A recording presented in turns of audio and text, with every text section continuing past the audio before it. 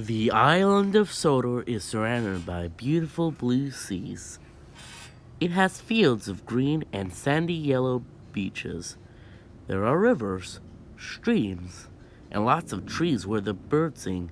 There's a windmill and a coal mine, and docks where the visitors to the island arrive. The island also has lots and lots of railway tracks.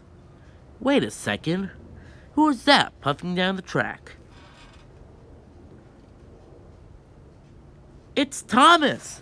Hello, Thomas! Beep beep! Hello, everyone! Welcome to the island of Sodor. Hello, Thomas. Triumph.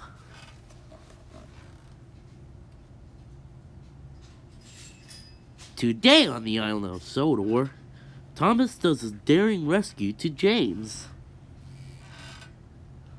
And James gets to pull the express really fast. But first, it's James who needs the rescuing.